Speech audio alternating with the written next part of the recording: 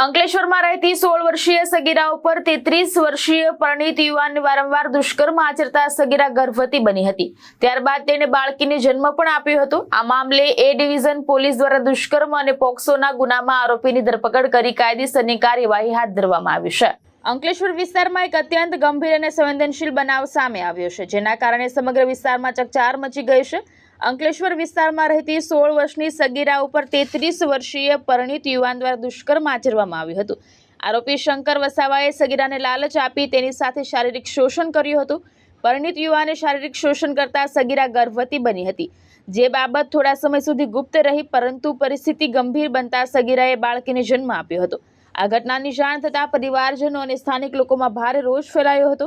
બાદમાં આ મામલો એ ડિવિઝન પોલીસ સુધી પહોંચતા તાત્કાલિક કાર્યવાહી હાથ ધરવામાં આવી હતી।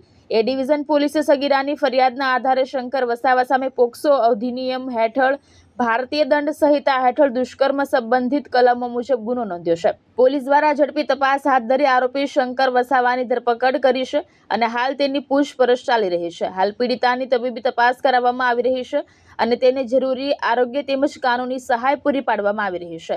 સાથે બાળકીની પણ તબીબી દેખરેખ રાખવામાં આવી રહી છે। કેસની ગંભીરતા ધ્યાનમાં રાખીને પોલીસ દ્વારા તમામ પુરાવાઓ એકત્ર કરવાની પ્રક્રિયા ઝડપથી આગળ વધારવામાં આવી રહી છે। ધર્મેશ રાણા, દ્રષ્ટિકોણ ન્યૂઝ, અંકલેશ્વર।